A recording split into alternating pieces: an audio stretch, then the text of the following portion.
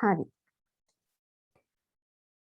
ඔයාලට principles of management එහෙමත් නැත්නම් කළමනාකරන මූලධර්ම කියන මාතෘකාව යටතේ තියෙන පළවෙනි ලෙසන් එක තමයි ඒ විෂය යටතේ තියෙන පළවෙනි ලෙසන් එක තමයි ළමයි introduction to management කියලා කියන්නේ. කළමනාකරණයට හැඳින්වීම. කළමනාකරණය කියන විෂය ඉගෙන ගන්න කලින් කළමනාකරණයට කරන හැඳින්වීම ගැන ඉගෙන ගන්න ඕන. එතකොට සම්පූර්ණ පළවෙනි ලෙසන් එක ගත්තොත් මම මයින්ඩ් මැප් එකක් හැදුවා. මේ මයින්ඩ් මැප් එකේ තියෙන විදියට ඔයාලගේ පළවෙනි ලෙසන් එක මෙන්න මේ කියන කොටස් තුනකට අපිට ප්‍රධාන වශයෙන් කැටගරයිස් කරන්න පුළුවන්. කොටස් තුනකට අපිට පළවෙනි ලෙසන් එක ඩිවයිඩ් කරන්න පුළුවන්. බෙදලා වෙන් කරන්න පුළුවන්.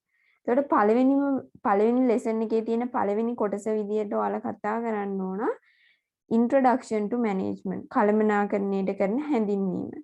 ඒකදී අපි කතා කරනවා මොකක්ද organization එකක් කියලා කියන්නේ. මොකක්ද සංවිධානයක් කියලා කියන්නේ. කවුද මැනේජර් කියලා කියන්නේ. කවුද මේ කළමනාකරුවෙක් කියලා කියන්නේ.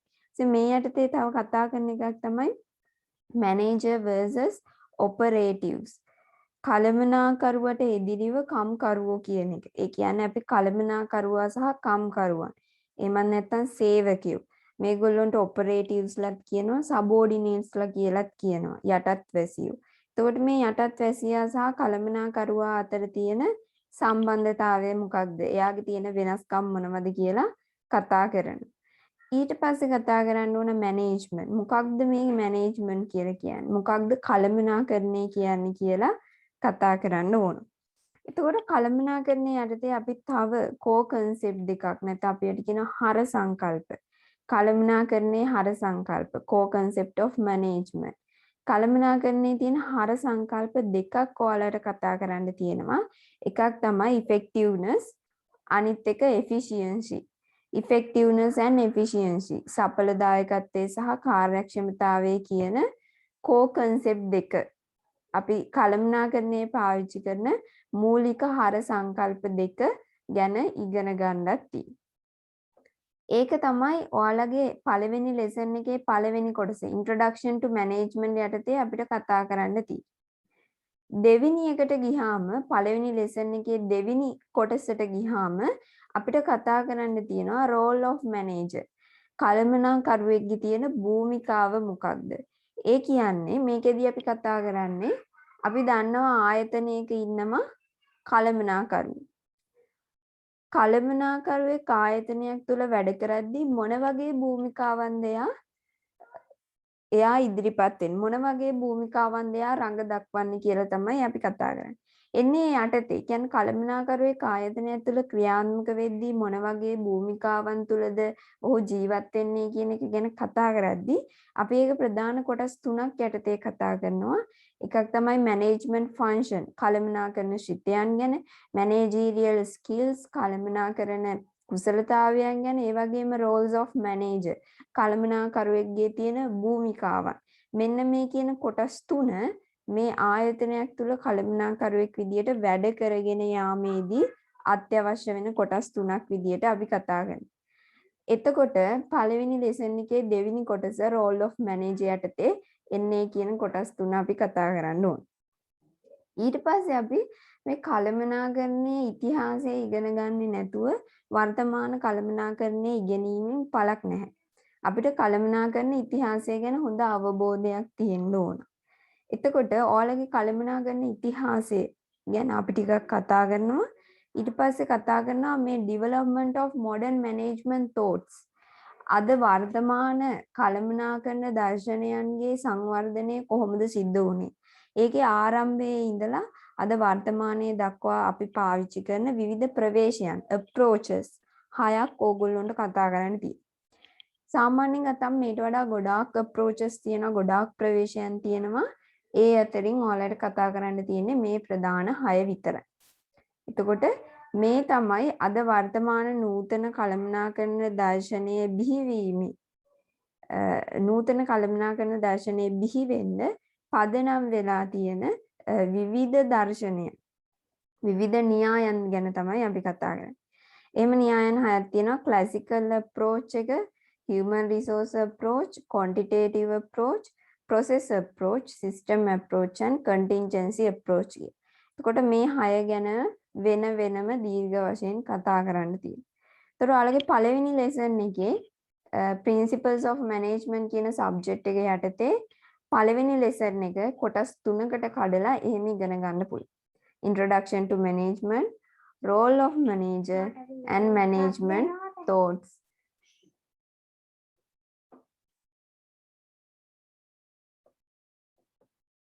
ඊළඟට මම යන්නම් ඔයාලගේ ස්ලයිඩ් එකට.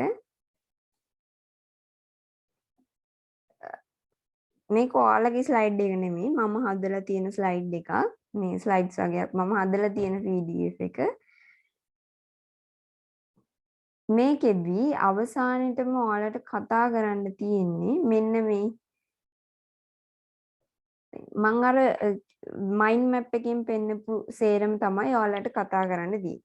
එතකොට ඒක යටතේ අපි පාඩමට ආවොතින් පාඩමේ ඔයාලගේ principles of management යටතේ පළවෙනි පාඩමේ ඔයාලගේ තියෙන learning outcomes ඉගෙනුම් ඵල අවසානයේ ඔයාලා මේ පාඩම අධ්‍යයනය කිරීමෙන් මොනවාද ලබා ගන්න බලාපොරොත්තු වෙන්නේ මේ පාඩමේ ඉගෙනගෙන ඉවරනාට පස්සේ ඔයාලට පුළුවන් identify who are managers කවුද මේ කළමනාකරුවෝ කියන්නේ කියලා identify කරගන්න හඳුනගන්න ඔයාලට පුළුවන් වෙනවා. Describe what is management. ඔයාලට පුළුවන් වෙනවා මොකක්ද මේ කළමනාකරණය කියන්නේ කියලා describe කරන්න. ඒ වගේම describe what do managers do. කළමනාකරුවා කුමක්ද කරන්නේ යන්න describe කරන්න. කළමනාකරුවා මොකක්ද කරන්නේ කියන එක ගැන පැහැදිලි කරන්න ඔයාලට පුළුවන් වෙනවා. ඒ වගේම explain why you should study management. ඇයි ඔයා කළමනාකරණය ඉගෙන ගන්නේ කියන එක explain කරන්න තේරුම් කරලා දෙන්න අපිට මේ කළමනාකරණය අධ්‍යයනය කිරීම වැදගත්. ඒ වගේම analyze the historical background of management thought. කළමනාකරණ දර්ශනයේ ඓතිහාසික පසුබිම විශ්ලේෂණය කරන්න මෙන්න මේ පාඩම අපි අධ්‍යයනය කරන්න ඕන. එතකොට මේ පාඩම අවසානයේ ඉවර වුණාට පස්සේ ඔයාලට පුළුවන් කවුද මැනේජර් කියන්නේ මොකක්ද කළමනාකරණය කියන්නේ ආයතනයක කළමනාකරුවෙක් ආයතනයක් තුල කරන්නේ මොකක්ද කියන එක ඒ වගේම ඇයි අපි මේ කළමනාකරණය කියන විෂය ඉගෙන ගන්නේ කියන එක එක්ස්ප්ලেইন කරන්න සහ අවසාන වශයෙන් මේ කළමනාකරණ දර්ශනයේ ඓතිහාසික පසුබිම විශ්ලේෂණය කරන්න අපිට පුළුවන්කමක් හම්බ. ඒතර මම අර කිව්වා වගේ ටොපික්ස් මේ පාඩමේ යටතේ තියෙන මාතෘකා ගත්තාම මුලින්ම කළමනාකරණයට ඉන්ට්‍රොඩක්ෂන් එකක් කළමනාකරුවාගේ භූමිකාවේ සහ evolution of management thought මේ කළමනාකරණ දර්ශනයේ විකාශනය කියන පාඩම් තුන තමයි ඉගෙන ගන්න තියෙන්නේ. ඒකේ පළවෙනි කොටසට ගියාම ඒකේ තියෙනවා introduction to management කළමනාකරණයට කරන හැඳින්වීම ගැනයි කතා කරන්න තියෙන්නේ. ඒකේ මම පාඩම වලට කිව්වා වගේ තියෙනවා මොකක්ද ඕගනයිසේෂන් එකක් කියලා කියන්නේ. මොකක්ද සංවිධානයක් කියලා කියන්නේ? කවුද කළමනාකරුවෙක් කියලා කියන්නේ? ඒ යටතේ අපි කතා කරනවා කළමනාකරුවා සහ ඔපරේටිව් අතර තියෙන වෙනස්කම් මොකක්ද කියන එක. ඊට පස්සේ මොකක්ද මේ කළමනාකරණය කියන්නේ කියන එකයි. ඒ යටතේ අපි කතා කරනවා මොකක්ද efficiency and effectiveness කියන එක. efficiency කියන්නේ අපි කාර්යක්ෂමතාවය effectiveness කියන්නේ සඵලදායකත්වය. එතකොට ඒ දෙක ගැන කතා කරන්න තියෙනවා මේ core concept දෙක. කළමනාකරණයේ මූලික හර සංකල්ප දෙක ගැන කතා කරන්න තියෙනවා පළවෙනි මාතෘකාව යටතේ. එතකොට ඒකේ තියෙන අනු මාතෘකාව තමයි මම මුලින්ම කිව්වා ඕගනයිසේෂන් එකක් ගැන අපි කතා කරන්න ඕන. මොකක්ද සංවිධානයක් කියලා කියන්නේ? පළවෙනියට මම කියනවා සංවිධානයක් කියලා කියන්නේ අපි දන්න හැටියට මම මේ දීලා තියෙන ඩෙෆිනිෂන් එකෙන් වෙනස් ඩෙෆිනිෂන් එකක් ගත්තොත් ස්ටෝන් ඇන්ඩ් ෆ්‍රීමන් කියන දෙන්න ස්ටෝන් ඇන්ඩ් ෆ්‍රීමන් කියන දෙන්න දෙනවා ඩෙෆිනිෂන් එකක්. ඒ තමයි an organization is a collection of two or more people who work together in a structured way to achieve a specific goal or set of goals. එයා කියනවා මේ ස්ටෝන් ඇන්ඩ් ෆ්‍රීමන් දෙන්නගේ පොතේ සඳහන් වෙලා තියෙනවා ඒගොල්ලෝ මේ මොකක්ද ඕගනයිසේෂන් කියන එකට දීලා තියෙන ඩෙෆිනිෂන් එක නැත්නම් නිර්වචනය මොකක්ද කියලා බැලුවොත් ඒගොල්ලෝ කියනවා an organization is a collection of two or more people. මේක collection of two or more people. මිනිසුන් දෙදෙනෙක් හෝ ඊට වඩා වැඩි පිරිසකගේ එකතුවක් තමයි සංවිධානයක් කියලා කියන්නේ. වගේම තව කියනවා who work together. ඒ වගේම මේ මිනිස්සු පුද්ගලින් දෙදෙනා හෝ ඊට වඩා වැඩි පිරිස එකට එකතු වෙලා තමයි වැඩ කරන්නේ.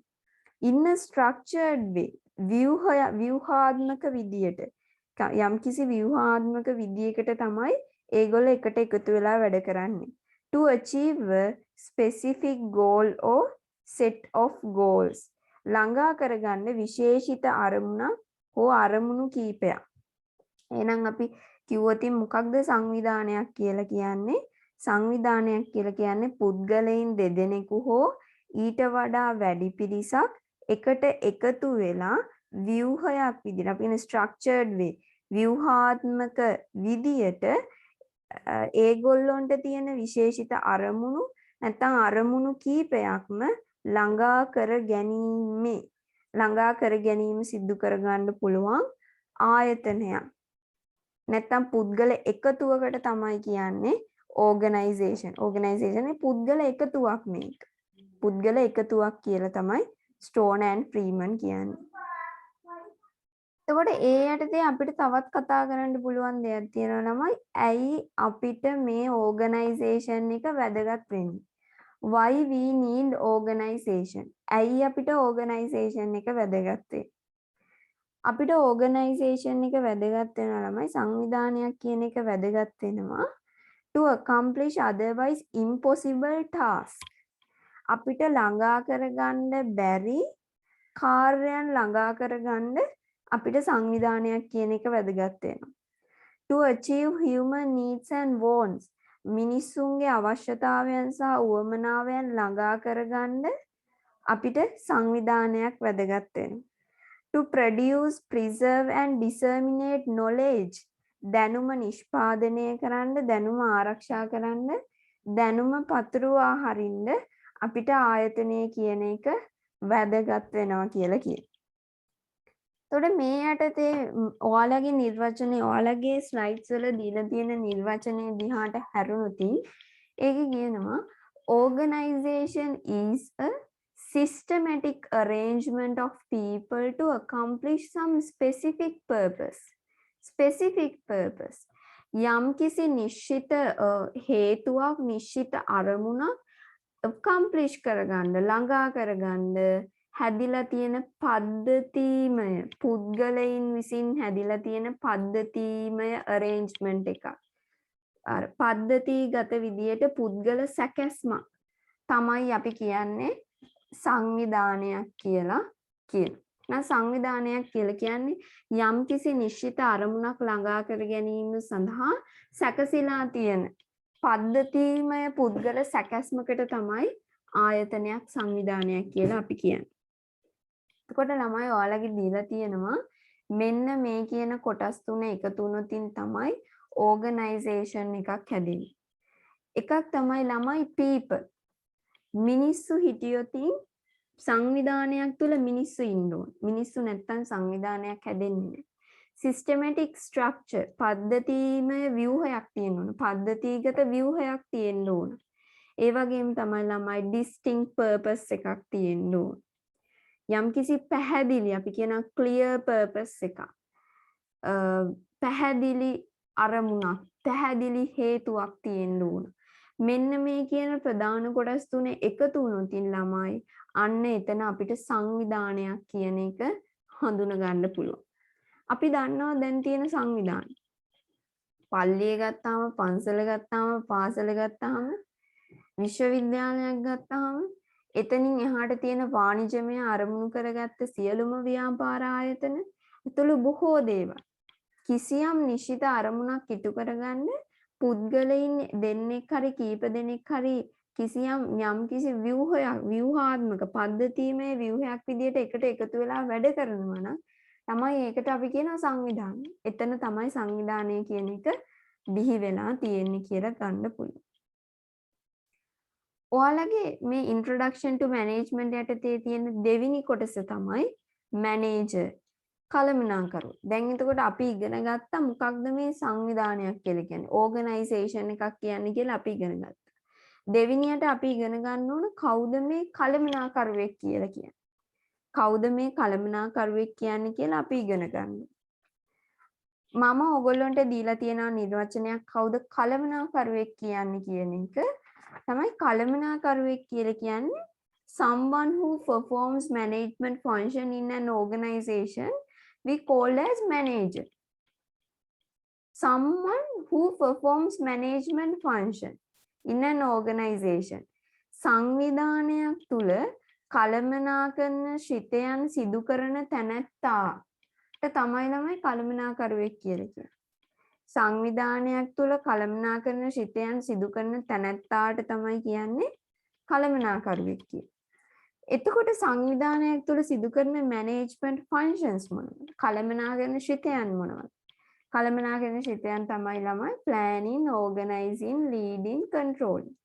සැලසුම් කරන්නේ, සංවිධානය කරන්නේ, මෙහෙයවීම සහ පාලනය කියන කොටස් හතර. තමයි සැලසුම් කරන්නේ සහ මෙන්න මේ කියන කොටස් හතර ගත්තොත් මේ කියන මැනේජ්මන්ට් ෆන්ක්ෂන්ස් ගත්තොත් ඔයාලට වෙන වෙනම මේ කොටස් හතර ඉදිරි ලෙක්චර්ස් වලදී කතා කරයි ඔයාලගේ ලෙක්චර් අනිවාර්යයෙන්ම කතා කරනවා. ඒකින්ද බ්‍රීෆ්ලි මම පොඩි එක්ස්ප්ලেইন එකක් කරන්නම් මැනේජ්මන්ට් ෆන්ක්ෂන් යටතට ආවහම. එතකොට ඔයාලා දැනට මතකයේ තියාගන්න ඕන කළමනාකරුවෙක් කියලා කියන්නේ සංවිධානයක් තුළ කළමනාකරන ශිතයන් ක්‍රියාත්මක කරන පුද්ගලෙක්. කළමනාකරන ශිතයන් නැත්නම් මැනේජ්මන්ට් ෆන්ක්ෂන්ස් කියලා කියන්නේ there are only 4 main management functions. They are planning, organizing, leading and controlling. ඒ හතර තමයි සැලසුම් කරන්නේ සංවිධානය මෙහෙයවීම සහ පාලනය කියලා කියන්නේ. එතකොට මම ඔයාලට කිව්වා මම ආයෙ පොඩ්ඩක් ගියොතින් තියෙන තැන මතක් කරොතින් චුට්ටක් මම white board එක ගත්තා. අපි දැන් ඉන්නේ මෙතන ළමයි. අපි introduction to management යටතේ කතා කරා මොකක්ද organization එකක් කියලා කියන්නේ. ඇයි අපි organization එකක් අපිට අවශ්‍ය වෙන්නේ කියන එක ගැන කතා කරා. අපි manager කියන්නේ කවුද කියලා කතා කරා. මේ manager යටතේ අපිට තව දෙයක් කතා කරන්න තියෙනවා ළමයි. ඒ මොනවද? ඒ තමයි ළමයි manager versus operatives. කළමනාකරු එදිරිව අර ඉන්න සේවකයෝ නැත්නම් අපි මේගොල්ලන්ට කියනවා කම්කරුවෝ සේවකයෝ. නැත්නම් අපිට කියන්න පුළුවන් ඔපරේටිව්ස් නැතුව සබෝඩිනේට්ස්ලා කියන්නේ ළමයි යටත් වැසියෝ. ඔන්න ඔය විදියට මේ කළමනාකරුවා සහ එයාගේ ඉන්න ඔපරේටිව්ස්ලා අතර තියෙන ඩිෆරන්ස් එක මොනවද? වෙනස මොකක්ද කියලා අපිට කතා කරන්න පුළුවන්. ඔයාලට ඒක ලොකුවට දීලා තිබුණේ නැහැ. ඔයාලට මේන්ලි දීලා තිබ්බේ මෙහෙම මැනේජර් කියලා කියන්නේ ළමයි direct the activities of others. අනිත් අයගේ ක්‍රියාකාරකම් ඩිරෙක්ට් කරන කෙනෙක්. අනිත් අයගේ ක්‍රියාකාරකම් කන්ට්‍රෝල් කරන කෙනෙක්. අනිත් අයගේ ක්‍රියාකාරකම් පාලනය කරන කෙනෙක්. අනිත් අයගේ ක්‍රියාකාරකම් හරියට ඩිරෙක්ට් කරන කෙනෙක්ට තමයි අපි කියන්නේ කළමනාකරුවෙක් කියලා. හැබැයි ළමයි ඔපරේටිව්ස්ලා එහෙම නැත්නම් කම්කරුවෝ කියලා කියන්නේ ඒගොල්ලෝ අනිත් අයගේ ක්‍රියාකාරකම් පාලනය කරන්න අනිත් අයගේ ක්‍රියාකාරකම් ඩිරෙක්ට් කරන්න ඔපරේටිව්ස්ලාට හැකියාවක් නැහැ ළමයි. ඒගොල්ලන්ට මම මේක දීලා තියෙනවා no responsibility to direct others. කිසිම වගකීමක් නැහැ අනිත් අයව ඩිරෙක්ට් කරන්න, අනිත් අයව කන්ට්‍රෝල් කරන්න, අනිත් අයව පාලනය කරන්න, අනිත් අයව තමන්ගේ අනසක පත්‍රවා හරින්න අනිත් අය අතර කිසිම වගකීමක් මේ ඔපරේටිව්ස්ලාට නැත්තම් කම්කරුවන්ට නැහැ. ඒගොල්ල මැනේජර් කියන පුද්ගලයා යටතේ ඉන්න යටත් වැසියෝ විතරයි. මැනේජර් කියනවා නම් යම්කිසි දෙයක් කරන්න ඒ අනුව ඔපරේටිව්ස්ලා මොනවද කරන්න ඕන? ඒක සිද්ධ කරන්න ඕන. ඒක තමයි ළමයි මැනේජර් versus ඔපරේටිව්ස් කළමනාකරුවා සහ මේ කම්කරුවා අතර තියෙන ප්‍රධානතම වෙනස්කම්. ඔයාලට ඕන නම් හිතලා තව මේකට ඇඩ් කරගන්න පුළුවන් නැත්නම් Google search කරන්න එහෙම ඇඩ් කරගන්න පුළුවන්. හැබැයි Google search කරද්දි ළමයි ඔය encyclopedia කියලා තියෙනවා. ඒ වගේ දේවල් use කරන්න එපා. ඒ වගේ දේවල් Google search කරද්දී එනවනේ අපිට encyclopedia කියලා. encyclopedia වලින් search කරන්න යන්න එපා. ගොඩාක් තොරතුරු ඒවල තියෙන්නේ වැරදි සහගත තොරතුරු. ඒක හින්දා. විශ්වවිද්‍යාලයක ශිෂ්‍යයෙක් විදියට ඔයගොල්ලෝ ඒ වගේ වැරදි සහගත තොරතුරු අවම කරන්න උත්සාහ කරන්න ඕන. ඒකයි කිව්වේ. introduction to management යටතේ ළමයි තියෙන තුන්වෙනි සබ් ටොපික් එක මම කිව්වා දැන් අපේ පළවෙනි ලෙසන් එක ගත්තාම ළමයි ඒ ලෙසන් එකේ පළවෙනිම ටොපික් එක විදියට තිබ්බේ introduction to management. ඒ යටතේ අපි කතා කරා මොකක්ද ඕගනයිසේෂන් එකක් කියලා කියන්නේ කවුද මැනේජර් කියලා කියන්නේ කියලා. දැන් කතා කරන්න ඕන ළමයි මොකක්ද මේ මැනේජ්මන්ට්? මොකක්ද මේ කළමනාකරණය කියන්නේ කියලා. මම පොඩ්ඩක් මේ කළමනාකරණය ගැන කතා කරන්න ගියාම ඔයගොල්ලෝ දන්නවා ළමයි කළමනාකරණය කියන එක ගැන මුල්ම ඩිෆිනිෂන් එක දුන්නේ මුල්ම නිර්වචනය දුන්නේ කාන්තාවක්. එයාගේ නම තමයි ළමයි Mary Parker පොලට්. Marie Parker පොලට්. Marie Parker පොලට් කියන කාන්තාව තමයි පළවෙනිම කාන්තාව කළමනාකරණය පිළිබඳ නිර්වචනයක් ඉදිරිපත් කරපු.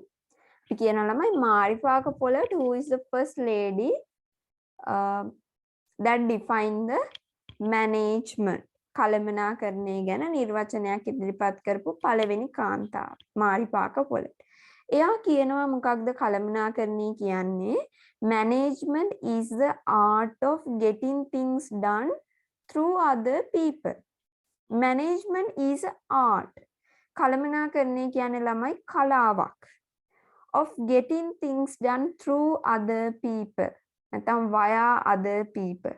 Through කියන්නේ ළමයි through other people කියලා කියන්නේ අන් අය ලවා. අන් අය ලවා. Getting things done. වැඩ කරව ගන්න. අනිත් අය ලවා වැඩ කරවා ගැනීමේ කලාවකට තමයි කළමනාකරණය කියන්නේ කියලා මාරි පාක පොලට් කියන. මාරි පාක පොලට් කියන. ඔයාලට දීලා තියෙන නිර්වචනය ගත්තොත් මට දකින්න පුළුවන් මේක හොඳ පූර්ණ නිර්වචනයක්. දැන් මාරි පාක පොලට් කියන්නේ මේ කළමනාකරණය කියන්නේ කලාවක් කියලානේ. ඒත් පස්සේ ආපු විද්‍යාඥයෝ කියනවා කළමනාකරණය කියන්නේ විද්‍යාවකුත් කියලා. ඒක විද්‍යාවක් ඒ වගේම කලාවක්. ඒක විද්‍යාවක් සහ කලාවක් වෙන්නේ මොකක්ද කියලා ඒකේ වෙනස්කම් තියෙනවා. ඒක මේකෙදි මම හිතන්නේ නැහැ පැහැදිලි කරන්න ඕන කියලා ඒක ගොඩාක් ගැඹුරටම. උඩින් නිකන් අපි බැලුවොත් මොකක්ද කළමනාකරණය කියන්නේ කියලා. ඔයාලට නිර්වචනය දීලා තියෙනවා. Management is a process of getting activities completed efficiently and effectively with and through other people. අන් අය ලවා නැත්නම් අන් අය සමග හරිද? අන් අය සමග getting activities completed තියෙන ක්‍රියාකාරකම් සම්පූර්ණ කරවා ගැනීමේ ක්‍රියාවලියක් process එකක්. හැබැයි ඒක කරන්නේ කොහොමද? efficiently and effectively. efficiently කාර්යක්ෂමව සහ effectively සඵලදායකව. එහෙනම් අපි කියනවා අන් අය ලවා හෝ අන් අය සමග කාර්යක්ෂමව හෝ සඵලදායී ලෙස යම්කිසි කාර්යයක් ඉටු කරවා ගැනීමේ ක්‍රියාවලියට තමයි ළමයි කියන්නේ මොකක් කියලාද? කළමනාකරණය කියලා. ඒක හරි පරිපූර්ණ නිර්වචනයක්. එතකොට මේක කියනවා කළමනාකරණය කියන්නේ process එකක්. එහෙනම් මොනවාද ළමයි මේ process එකේ තියෙන්නේ? මොනවාද මේ process එකේ තියෙන්නේ? මෙන්න මේ හතර තමයි process එකේ තියෙන්නේ. මම ඔයාලගෙන් ඇහුවොත් මොකක්ද මේ process කියන එකේ තේරුම? What is the meaning of process? මොකක්ද මේ process කියන එකේ තේරුම? ඔයාලට කියන්න පුළුවන් process එකක් කියලා කියන්නේ අපි ඉංග්‍රීසි වලින් කිව්වොත් there are many activities and each activities are interconnected with each other, that is we call as process. there are many activities. අපි ගත්තොත් දැන් යම් කිසි තැනක් ගත්තොත් එතන ක්‍රියාකාරකම් ගොඩක් තියෙනවා. එතකොට මේ ක්‍රියාකාරකම් සේරම එකින් එක ඉන්ටර්කනෙක්ටඩ් වෙලා තියෙනවා නම් එකින් එක බැඳිලා තියෙනවා නම් ළමයි අපි මේකට කියනවා process එකක් කියලා. ක්‍රියාවලියක් කියලා. දැන් බලන්න කළමනාකරණයේ තියෙනවා there are lot of activities. ගොඩාක් ක්‍රියාකාරකම්. මොනවද තියෙන්නේ ළමයි ක්‍රියාකාරකම් planning, organizing, leading and controlling. සැලසුම්කරණය, සංවිධානකරණය, මෙහෙයවීම සහ පාලනය කියලා activities කීපයක්ම තියෙනවා. එතකොට මෙන්න මේ කියන activities ළමයි එකින් එකට අන්තර් සම්බන්ධතාවයක් දක්වනවා. එකින් එකට අන්තර් සම්බන්ධතාවයක් දක්වනවාමයි. ඒකින්ද අපි කියනවා කළමනාකරණයේ තුලත් යම්කිසි ක්‍රියාකාරකම් කීපයක් තියෙනවා. ඒ ක්‍රියාකාරකම් තමයි planning, organizing, leading, controlling. මෙන්න මේ ක්‍රියාකාරකම් ටික එකිනෙකට අන්තර් සම්බන්ධතාව දක්වනවා. ඒකින්ද අපිට කියන්න පුළුවන් කළමනාකරණය කියන්නේ process එකක් කියලා.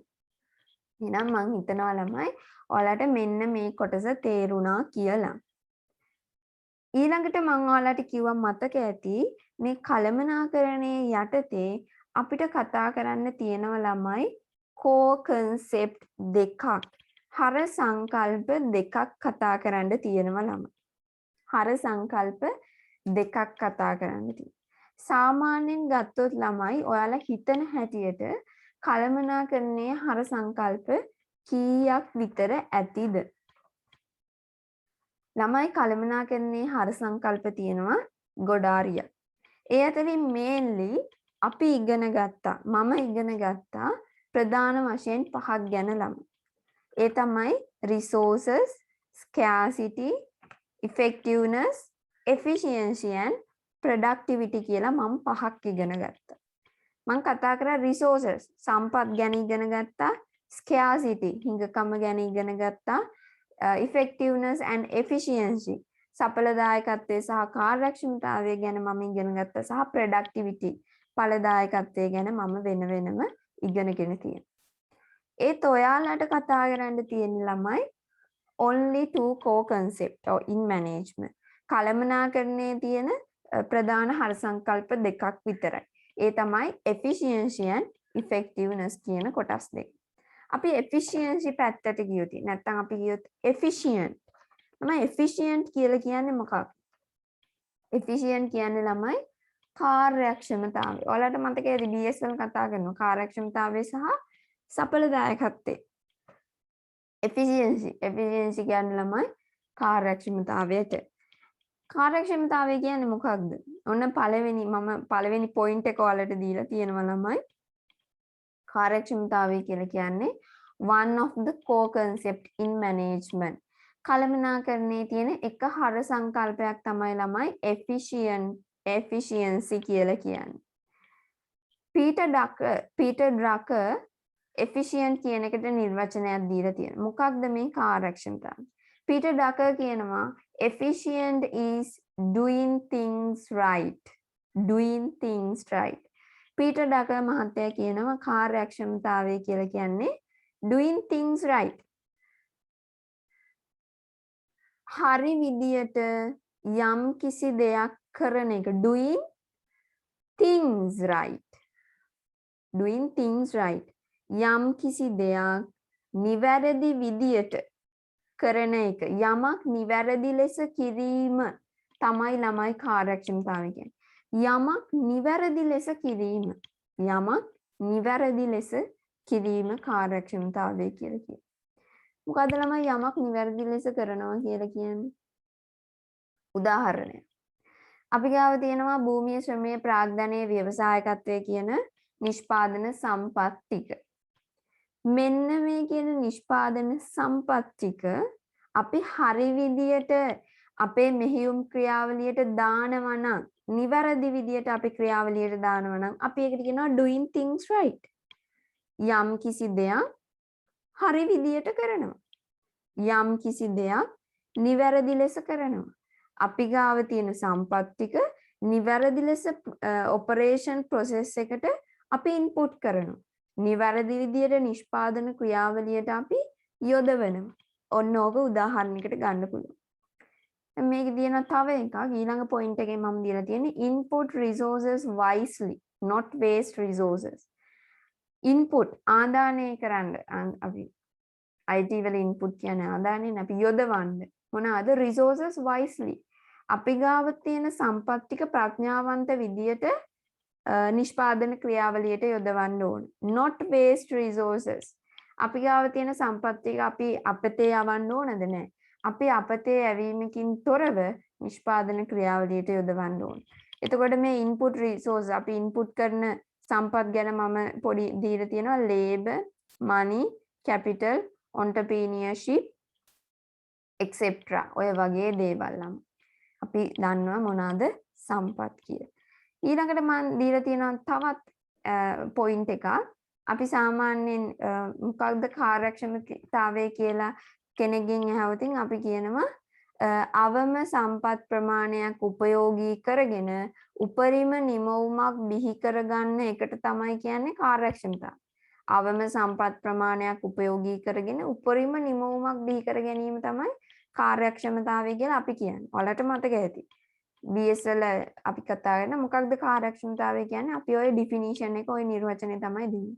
ඒක තමයි මෙතනින් කියලා තියෙන්නේ. Getting the maximum output by using minimum resources. Using minimum resources. අවම සම්පත් ප්‍රමාණයක් පාවිච්චි කරලා getting the maximum output. උපරිම නිමවුමක් බිහි කරගන්න එකට තමයි කියන්නේ කාර්යක්ෂමතාවය කියලා මෙතන කියන්නේ. ඊළඟ පැත්තට යනවා. මොකක්ද effective කියලා කියන්නේ? මොකක්ද effective කියලා කියන්නේ කියලා කතා කරන්නයි තියෙන්නේ. effective නැත්නම් effectiveness කියන්නේ ළමයි සඵලදායකත්වය. මොකක්ද ළමයි සඵලදායකත්වය. It also one of the core concept in management. ඒකත් කළමනාකරණය අපි පාවිච්චි කරන එක core concept එකක් විදියට හඳුන්වන්න පුළුවන් effectiveness සඵලදායකත්වය කියන එක. Peter Drucker define කරනවා මොකක්ද effectiveness මොකක්ද සඵලදායකත්වය කියලා. He said that effectiveness is doing the right things. Doing the right things.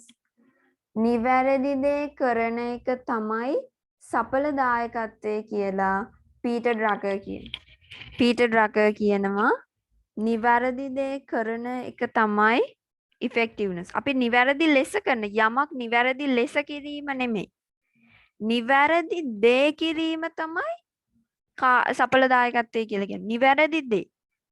වැරදි දේ කරන්නේ නැහැ. අපි හරි දේ තමයි කරන්න ඕනේ. අපි ගාව තියෙනවා අපි හරි දේ තමයි කරන්න ඕනේ කියන එක ගත්තාම අපිට හිතන්නකෝ අවුරුදු 5ක් අවසානයේ 105කින් ලාභය උපරිම කරගන්න අපිට ඕන කියලා. එන්න ඒ වගේ වෙලාවක අවුරුදු 5කින් 105කින් අවුරුදු 5කින් 105කින් අපේ ලාභය උපරිම කරගන්න ඕන නම් අපි ඒ සඳහා නිවැරදි ක්‍රමවේදයන් නිවැරදි ශිල්පයන් පාවිච්චි කරනවා නම් ඒක ළමයි අපි කියන සඵලදායකත්වය කියලා. හැබැයි අපි නිවැරදි දේ තමයි කරන්නේ. වැරදි දේ කරන්නේ නැහැ. වැරදි දේ කරන්නේ ආයතනයක් නිවැරදි දේ තමයි කරන්නේ. එහෙනම් පීටර් ඩ්‍රකර්ට අනුව කියනවා නිවැරදි දේ කිරීම සඵලදායකත්වය. It concerned with the ends or achievement of organizational goals. සංවිධානයක තියෙන අරමුණු ළඟා කර ගැනීමක් ගැන. Achievement of organizational goal. සංවිධානයක තියෙන අරමුණු ළඟා කර ගැනීමක් පිළිබඳව නැත්තම් අවසානයක් යම් කිසි අරමුණක අවසානය පිළිබඳව තමයි අපි කන්සර්න් කරන්නේ සලකා බලන්නේ මේ සඵලදායකත්වයේ තුල. එහෙනම් සඵලදායකත්වයේ තුල අපි සලකා බලනවා යම් කිසි අරමුණක අවසානයේදී මොකක්ද සිද්ධ වෙලා තියෙන්නේ නැත්නම් සංවිධානයක අරමුණක් ළඟා කර ගැනීම සම්බන්ධව අපි සලකා බලන්නේ මේ සඵලදායකත්වයේ තුල. එහෙනම් මං හිතනවා ඔයාලට තේරෙන්න ඇති මේ කොටස මම කියලා දුන්න කොටස එතකොට මම ඔයාලගේ මේ principles of management කියන subject එකේ පළවෙනි lesson එකේ පළවෙනි ටොපික් එක ගැන තමයි ළමයි කතා කරේ introduction to management කළමනාකරණයට හැඳින්වීමක් කියන කොටස. එතකොට ඒකේ මම කතා කරා ළමයි මොකක්ද organization එකක් කියලා කියන්නේ and why we need organization කියලා. ඊපස්සේ අපි කතා කරා කවුද කළමනාකරුවෙක් කියලා කියන්නේ. එතකොට මේ කළමනාකරුවා සහ සබෝඩිනේට් කළමනාකරුවා සහ ඔපරේටිව්ස් අතර වෙනස මොකක්ද කියලා. ඊට පස්සේ කළමනාකරණය කියන්නේ මොකක්ද කියලා කතා කරා. ඒ කළමනාකරණය යටතේ මම තව හර සංකල්ප දෙකක් වන effectiveness and efficiency කාර්යක්ෂමතාවය සහ සඵලදායකත්වය ගැන කතා කරා. එතකොට මං එනම් පළවෙනි පාර්ට් එක දැනට ඉවර කරලා ඊළඟ lesson 1 එකේ second part එක වෙනම වීඩියෝ එකක් විදියට පටන් ගන්නම්. මං හිතනවා ඔයාලට මේ පාඩම තේරෙන්න ඇති කියලා මේ ඒ කොටස තේරෙන්න ඇති කියලා මම හිතනවා. ඒ කොටසේ මොකක් හරි නොතේරෙන දෙයක් තියෙනවා නම් පල්ලෙහෙන් කමෙන්ට් එකක් දාන්න. ඒ කමෙන්ට් එකට මම රිප්ලයි එකක් කරන්නම්. මොකක් හරි තේරෙන්නේ නැති කොටසක් තියෙනවා නම් සහ ඊට වඩා දෙයක් ඔයාලට දැනගන්න ඕන නම්. හරි. ඒ අනුව අපිට පළවෙනි පාඩමේ ඔයාලගේ තියෙන පළවෙනි ටොපික් එක මම ඉවර කරා. දෙවෙනි ටොපික් එක මම වෙන එකකින් වෙන වීඩියෝ එකකින් ඔයාලට කරන්නම්.